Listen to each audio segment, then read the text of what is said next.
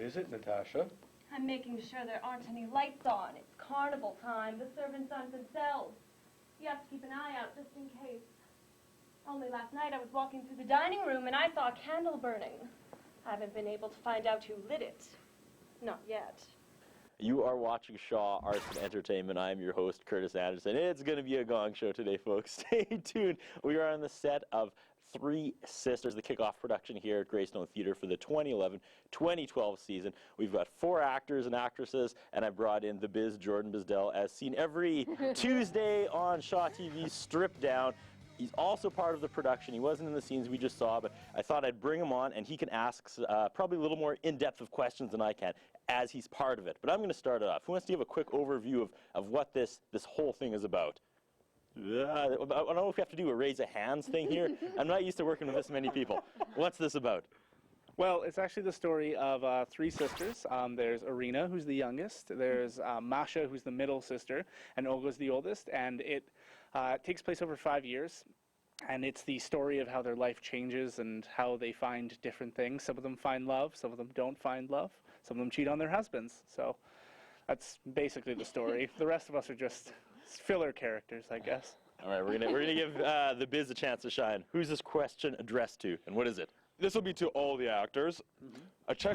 Anton Chekhov is a different kind of playwright. How do you prepare for such a play? Like, how do you prepare for a Chekhovian style play, character-wise?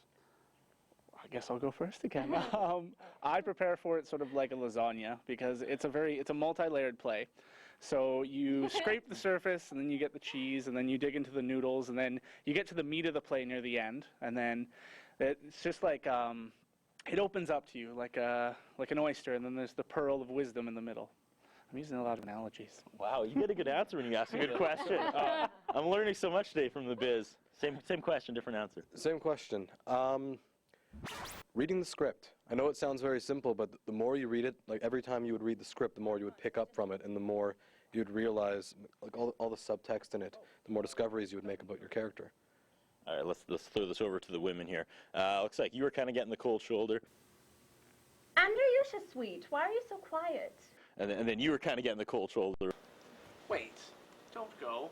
There was like a gender reversal of the 2 scenes we saw. So what's going on here? Is it possible to just maybe swap partners? It seems like you were being romantic and he didn't want anything, and then it was the opposite on this side and that. Oh, I just use romance to get my way, and it's more seductive. Okay. For my character, that's what I do. Seductiveness. Life has choked us. Like weeds. Irina is the innocent character of them all. She is the youngest. She's only 20 at the start, and she bases her life on ideals and these ideas of what other people have given her, and Moscow is her main dream in the play. So yeah, I don't know. Back to Jordan. All right, there's many times in this play where this is a large ensemble. How do you deal with putting out your scene while a bunch of people are doing their thing out on the table or in front of you, or just drinking and playing piano? How do you go about that, Graham? I like it. It's really interesting because it's actually like a slice of real life. That's why I like Chekhov so much, because there's one scene where I'm actually talking to your character in the corner, and there's 2 people playing on the piano, and I'm like, I can't hear what he's saying, but that's what would happen in real life. But there was a piano 2 feet away from you, so I quite enjoy doing scenes with a whole bunch of people. It makes it feel real. Donovan. I don't actually experience that so much with my character. Andre spends a lot of time on his own, and most of his scenes in the play take place with someone else, just like one other person. They're very intimate scenes. Or he's monologuing about how sad his life is to himself. Yeah, this is true.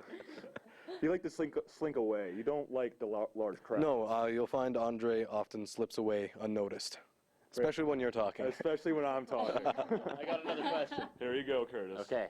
I read in the press release that this is the best of humanity and the worst of humanity. So when I'm done watching this production, am I going to be sad in the car or happy in the car driving home? Whoa. It depends whose perspective you want to take home with you, because I think everybody has different perspectives and different experiences. And it depends which characters you relate to. If it's any of the 3 sisters or Andre, my character, the brother, probably not a happy car ride home. Your mind will definitely be blown. Like your universe will expand, your perceptions, everything will change. And there's a bunch of tear-jerking scenes too. Like you'll cry unless you don't have a soul.